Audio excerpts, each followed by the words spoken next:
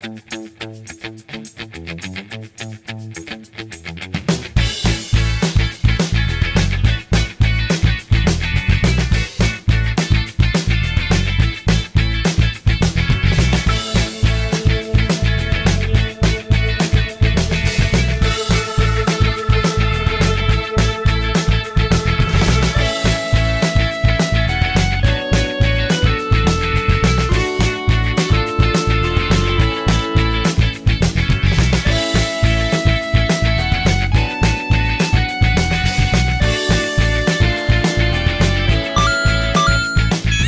晨，大家好，我係阿歐，我係阿優。今日咧係12月25號，我哋又喺機場啦。我哋今日就會出發去上海，同埋阿歐咧都冇去過上海，咁所以我哋就揀咗上海啦。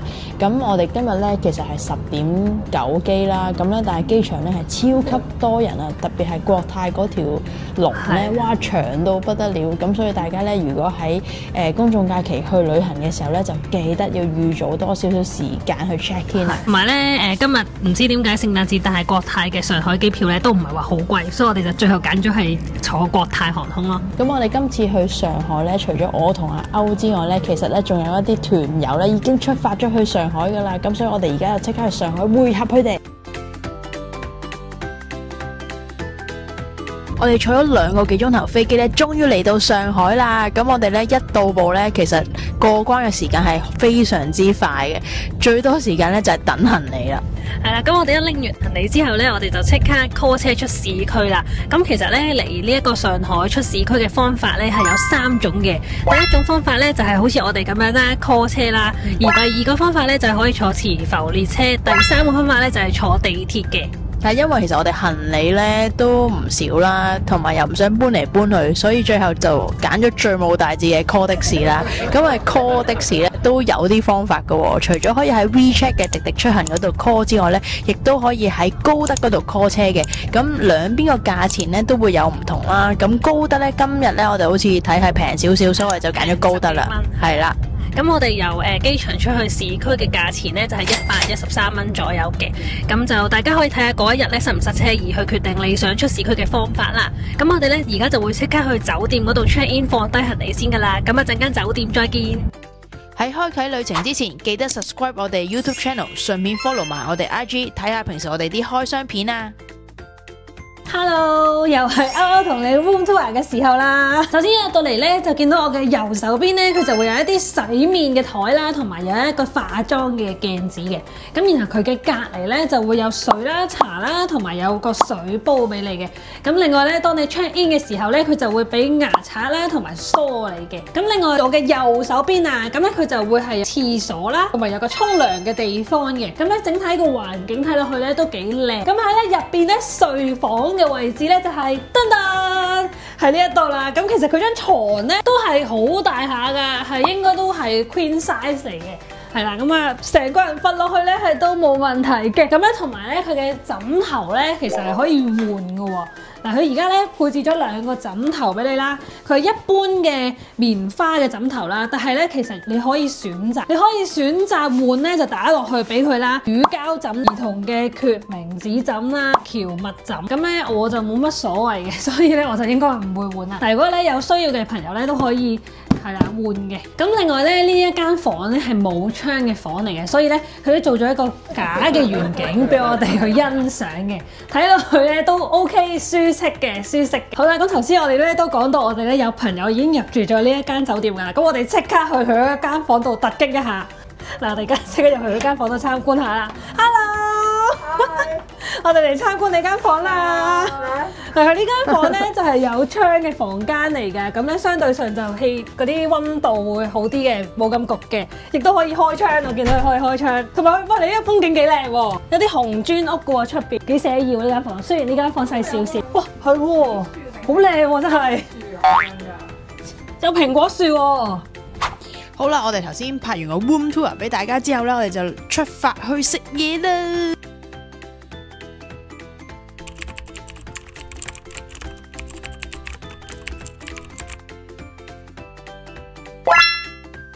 一站我哋嚟到來來小龍啊！咁呢一間來來小龍咧係位於靜安區金色寺廟隔離嘅。咁呢一間都係攞咗2年米芝蓮加5年大眾點評嘅獎項嘅。咁我哋咧今日咧就嗌咗一個蟹粉小籠包啦，一個鮮肉小籠包啦，同埋一個蝦仁鮮肉小籠包嘅。好，咁我而家咧就即刻試食一下啦。咁我咧最期待就係呢個蟹粉嘅鮮肉小籠包，佢又有蟹粉又有肉喺入邊嘅。咁我而家試下，佢出晒煙嘅，好驚辣親。咁另外咧，佢呢個1蚊雞嘅醋咧，我哋都要嗌埋嘅，要俾1蚊㗎。跟住咧要夾辣，我覺得要夾多少少咁樣食，好驚辣親。佢呢個小籠包咧，啲皮咧係好薄嘅，而且咧佢係用一啲真嘅蟹肉去煮嘅。點解咁講咧？因為咧我食到佢蟹肉與蟹肉之間咧嗰一層衣，佢未清得晒嘅，咁即係真係用手搣出嚟。咁咧而且裏邊咧會食到蟹膏嘅味道啦，非常之有蟹肉嘅味道啦。但係咧食落去咬落去咧又唔覺得好多蟹肉嘅喎。呢一個46蚊8隻，好高性價比。可能呢度嘅小籠包咧，雖然佢上海嘅時候係熱辣辣啦，跟住可能係上海天氣凍嘅，好快咧就凍晒啦，所以呢個皮咧亦都好似硬硬地嘅感覺咯，咁就唔得 soft 咯，唔係咁中意呢個小籠包皮嘅。呢度咧出名咧，除咗小籠包之外，呢個炸豬扒都非常之出色啊！因為咧佢咧雖然唔係話好厚身，但係咧佢係外脆內嫩，食落去咧脆卜卜。食完呢間來來小籠包嘅總結咧，就係第一個推薦係炸豬扒，跟住之後就係蟹粉小籠包。但係咧，我建議咧，大家嚟呢度食咧就唔好上機食先啦，一嚟到熱辣辣就即刻啪落口。如果唔係咧，一凍咗咧，原來小籠包就唔好食噶啦。上海妹認證。頭先咧食完小籠包之後咧，我哋就去咗一個商場啦。咁跟住我哋就揾嘢飲。咁我哋嚟到 B1 層咧，就揾到間新嘢喎，係我哋自己覺得係新嘢嘅。係啊，第一次聽啦，起碼係。咁呢間嘢咧就叫做令茶，係。咁咧佢咧因為我第一次嗌啊嘛，咁就試下佢哋嘅招牌啦。咁咧我咧就嗌咗一個流沙香烤黑麻芝，咁我咧就嗌咗一個雪域鹹可可。我哋而家試下睇下佢咩料。我咧呢個係熱飲嚟嘅，佢飲到底咧係有一粒粒嗰啲好似芝麻粒粒，然後咧佢仲有嗰個黑芝麻嗰啲麻薯喺底啊。咁所以咧，如果中意食嗰啲煙煙韌韌嗰啲朋友咧，可以試下呢杯，我覺得好正喎。佢唔係好甜，但係咧就好香芝麻味。我呢一杯咧就係用一個茶底，再加一啲鹹嘅可可咧去組成嘅，所以咧呢一個咧就係一個加咗茶嘅朱古力奶，我都推薦大家試一試。同埋咧佢個包裝咧係好可愛，係啦，有一個人像咁樣咧，好得意咯。咁我哋而家飲完嘢咧，我哋就會行翻酒店，跟住放低啲嘢啦。之後咧我哋就出發去食晚餐啦。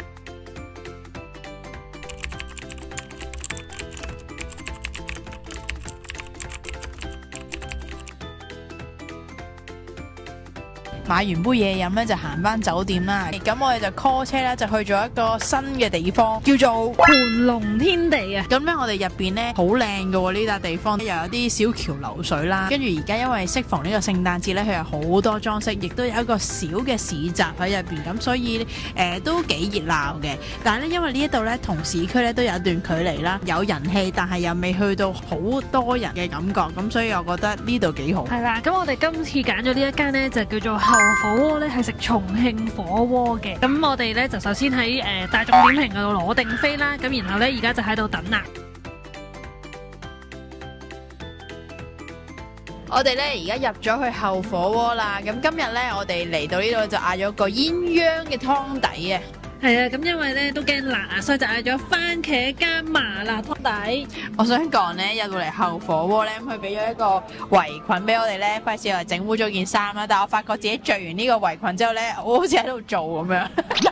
大廚。咁呢間後火鍋咧就同平時嗰啲火鍋店一樣啦，有好多啲調味料咧，可以俾你自己任加任調嘅。咁睇下你自己平時中意點食啦。咁我咧就係每一次都一樣啊，就係生蒜加葱加辣椒加豉油嘅啫。你咧？今次咧，其實我係建議大家唔好加辣椒，因為其實你食重慶火鍋，已經重慶火鍋即係辣上加辣，即係已經攞錯咗。要做辣妹啦！睇下我着到紅當當咁樣，今日仲唔係辣妹火鍋必備阿撇，試下先。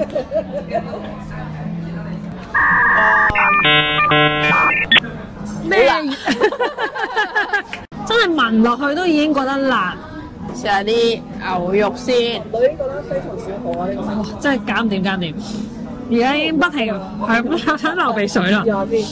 番茄，呢個人喺度話食番茄鍋底，扮食重慶火鍋，跟住喺度番茄湯底啊！呢兩條友開始咗5分鐘嘅時間啦，我嘅團友已經頂唔順辣嗰邊啦，所以呢個鴛鴦鍋咧，我諗嚟緊咧都只係會係食番茄湯底，好廢啊！你哋真係。唔係，但係其實我覺得咧，因為我哋係嗌咗標準啦，其實我覺得係可接受嘅程度咯。呢啲係得鍋咧嘅。係會越煲越辣。係啊，所以而家我覺得暫時我都食到咯。係啦，咁我係食淡仔10小辣嘅，我都食到。OK。三個啤酒啊，大廚呢個。好啊好啊好啊，唔該。頭先咧嗰個麻辣蝦滑咧係好好食嘅，如果佢嗌蝦滑可以落麻辣嗰邊。咁而家阿 U 落緊呢一個咧係應該係香菜牛丸啊。哦，咁我呢邊都放2粒啦。咁我哋鴛鴦湯嚟噶嘛。呢個後火鍋打邊爐咧，有樣嘢好正，令到我以為自己喺香港，就係佢係咁播啲香港 K 歌。頭先咧係播 MC，而家咧係謝霆鋒嘅《玉蝴蝶》都出埋嚟啦。除咗廣東歌咧，佢仲有台灣歌。頭先係播《流星花園》啦，跟住再播《五月天》咯，但係我冇聽到一首大陸歌咯，即係嗰啲咩跳樓機嗰啲啊，跳樓機嗰手機啊，你咩跳樓年代？機咯，跳樓機同唔聲，搞錯啊！你覺得呢間後火鍋嘅嘢好唔好食啊？我覺得啲辣好似幾好食嘅，即係比較有麻啦，又有辣啦，嗰種味道好出嘅。但係咧，應該我哋香港人食唔到太辣啦。而家咧煲耐咗少少咧，我都開始少少頂唔順，係咁喺度流鼻涕嗰啲啦。咁但係啲食物嗰啲咧，有啲蝦滑嗰啲係好正嘅，跟住蔬菜啲一定好正啦。咁肉類嗰啲比多數都係牛啦，所以我點評。唔係啊，其實佢都有啲烏雞卷啦，有啲羊肉啦。佢個烏雞卷你頭先已經食咗個，所以我唔肯定嗰個係咪烏雞卷，嗰個就係嗰個係真係烏雞卷，不過你話食唔到豬味啫。咁不過不失啦，我覺得如果10分滿分咧，呢度係6.5。係咯，我覺得7分都可以。好啦，頭先咧我哋就交換完禮物翻嚟酒店啦。咁我哋今日咧嘅上海之旅 Day 1咧就已經圓滿結束噶啦。咁我哋今晚咧就必須早啲瞓覺，因為聽日咧有更加精彩嘅行程等緊我哋去啊！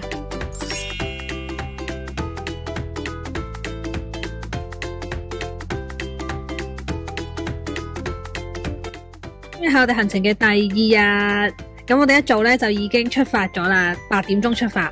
咁就坐9分鐘嘅車咧，就會去到呢一個叫做889嘅商場。然後我哋就去咗 David's DPB 呢間餐廳咧，就食早餐。咁呢一間早餐店咧，其實佢咧就係有一啲 all day breakfast 啦，同埋有一啲麵包咁樣去俾你選擇嘅。咁咧價錢都唔貴嘅，都係 all day breakfast 都係50幾蚊嘅啫。等咗15分鐘左右咧，我哋啲早餐就嚟齊晒。咁除咗有 all day breakfast 之外咧，仲有一啲煙三文魚、生菜沙律，估唔到我嘅團友朝早就食啲凍冰冰嘅嘢。仲要睇而家溫度係3度，咁我覺得個 all day breakfast 咧個炒蛋咧係炒得幾好食，即係平時我咧喺香港茶餐廳我係唔食嗰啲炒蛋嘅，因為我覺得有陣油益味啊咁樣啦。但係咧呢個炒蛋我覺得係幾 fresh。我食嗰個咧其實係一個厚嘅吐司，上面再加炒蛋同埋香腸啦。咁我食完早餐之後咧，我哋就會去下一個行程打乒乓波。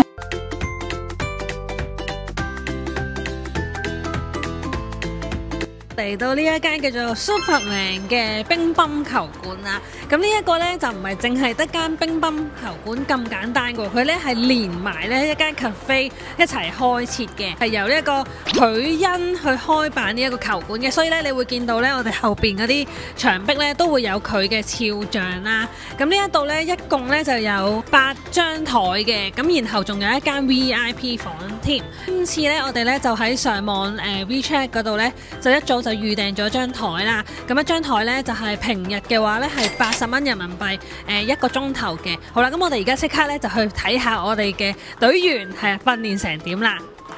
呢一度呢，就係阿湯同埋阿 Yo 喺度練習緊乒乓球啦。咁咧佢哋呢都打得好開心嘅。咁而我呢一個行外人呢，就覺得呢度呢環境都幾靚嘅，亦都幾時尚啦。用咗啲黑色啊灰色嘅格調啦，同埋呢有呢啲咁可愛嘅公仔呢，我覺得都係幾適合打卡嘅。就算唔識打乒乓波都可以嚟飲杯咖啡，咁睇人哋打乒乓波都還 OK 嘅，係啦。咁我哋都建議大家嚟呢一度。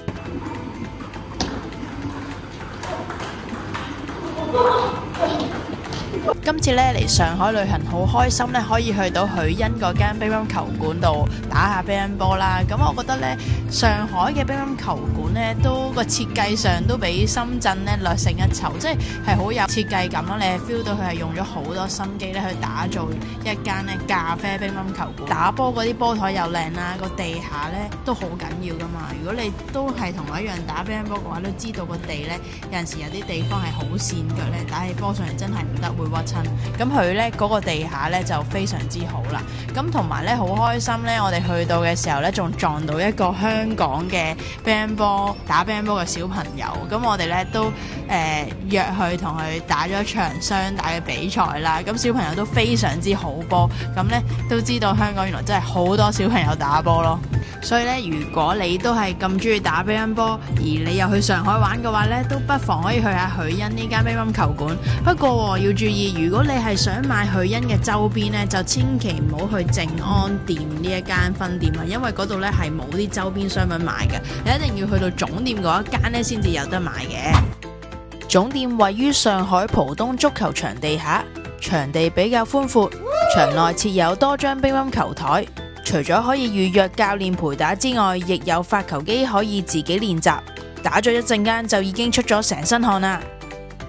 店內仲備有多款許恩限定嘅周邊商品發售，仲同李寧出咗唔同嘅波衫。而我最中意都係一啲乒乓球主題嘅小吊飾。打完波仲可以飲下咖啡，我哋就嗌咗杯 Dirty 試下，味道不過不失。臨走前梗係要擺翻個許恩招牌動作，打個卡留個紀念。下一站呢，我哋會去到無頭老爹飯店啊，去食上海菜。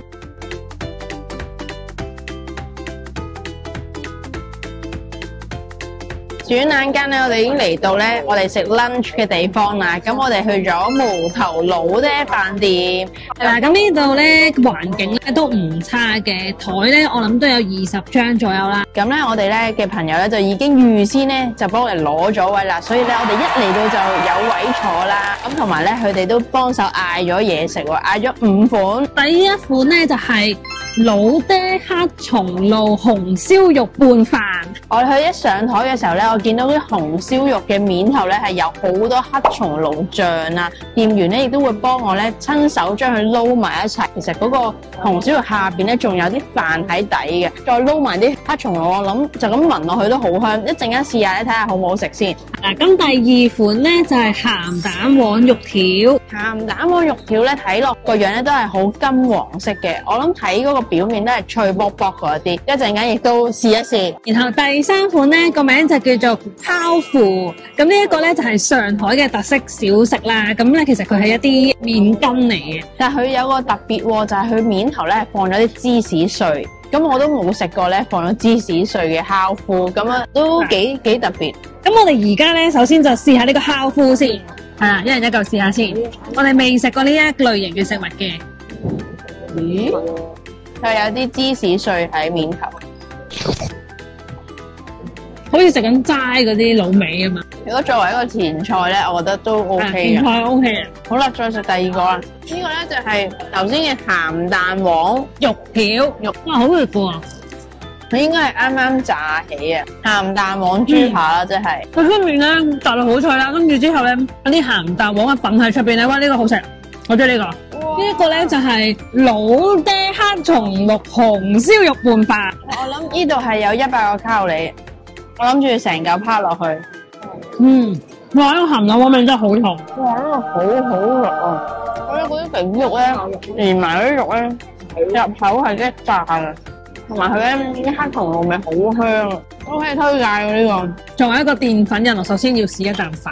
哇，係咪超濃黑松露味啦，跟住有啲紅燒肉嘅醬汁撈埋一齊咧，啲飯咧仲要係有少甜甜地，好食。我中意嗰飯。邪惡嘅嘢就係最好食嘅嘢咯。好，嚟到咧第4樣嘢咧就係醬爆豬肝。咁豬肝咧阿歐就唔食嘅，咁等我嚟試下先啦。我可以食隔離嚿青椒。佢呢個豬肝咧，就佢都有少少厚度啦，又唔算係嗰啲好薄嗰啲。你食到乜嘢？鑊氣。我嚿青椒又唔係好覺喎。第5樣菜咧嚟到啦，咁佢個名咧就叫做百香果桂魚。咁呢條魚咧都好大條啊，簡直係搶晒個 C 位啊！其實我睇落去咧就似係松子魚咁樣咯。係。咁咧佢呢個松子魚你覺得點啊？我覺得佢咧酸酸味味同普通嘅松子魚其實都係大松子魚，但係啲肉質好嫩。係嘛？係啦，唔係係啦，裏面全部都係咧外脆內軟，炸嘢嘅功力咧非常之好。係唯一一個問號，一個黑人問號就係點解佢喺個松子魚要加青豆咧？點解要加青豆？加啲色水俾佢啫，下次加粟米啊，加色水。就食青豆。好，嚟到第5個菜啦，呢個菜咧就叫做海苔肉鬆糖心蛋蝦球。咁咧佢望落去咧都好吸引，佢好似咧蛋撻咁樣嘅，咁佢係有個好似蛋撻個紙托住啦，咁佢係溏心蛋咁嘅狀態咯。係啦，咁咧都係一個炸蛋嚟嘅。係，然後佢喺上面滲咗啲紫菜咯，所以佢係海苔咯。咁我哋而家即刻試啦。佢咧雞蛋外邊咧係包咗一層蝦膠嘅，然之後再攞去炸咁樣。哇！佢漏啦，味道食落去咧，其實就係應有嘅食材有應有嘅味道。我覺得係冇乜特別，蝦有蝦味，蛋有蛋味，再加少少紫菜嘅味。最後咧，我哋仲嗌咗一個甜品咧，佢個名咧就叫做黑洋酥走油塊嘅。咁咧呢一個甜品咧，其實就係將呢個湯圓入邊嘅餡調翻轉嚟擺啦。咁我覺得呢個餡咧冇平時嗰啲咁甜嘅，食落去咧嗰個團子咧好軟糯嘅，比起一般嘅湯圓咧再冇咁甜啲，所以咧呢個係真係幾好食，推薦大家要食。不過咧記得係趁熱食，如果唔係咧佢嗰個軟糯咧就冇咗咧就好難食噶啦。咁我哋總結一下今餐嘅食物啊，你覺得邊樣最好食啊？黑松露東坡肉，因為佢又邪惡啦，餸飯又一流啦，可以食3碗飯啦。跟住佢嗰個黑松露咧係畫龍點睛嘅，我覺得。我就覺得係鹹蛋黃肉條，因為佢炸得真係太好食啦，外脆內軟，咬落去咧係哇一咬即刻鬆開啊啲肉，同埋咧佢豬肉咧係完全冇騷味，所以我覺得嗰個係最正嘅。同埋呢間餐廳嘅價錢亦都好相宜啦，性價比都好高，咁所以大家嚟上海玩嘅時候咧，都可以試下呢間無頭老爹飯店。下一集我哋將會去到 Cry Baby 展覽，之後咧就會去人氣霍格華茲麵包店去試下佢啲麵包究竟有幾咁好食，之後更加會同大家一齊去 City Walk， 最後再試一試雲南 fusion 菜，大家千祈唔好錯過啦！你哋嘅支持就係我哋出片嘅動力，睇完記得 CLSS comment like 同 share， 仲要記得 subscribe 埋我哋嘅 YouTube channel 啊！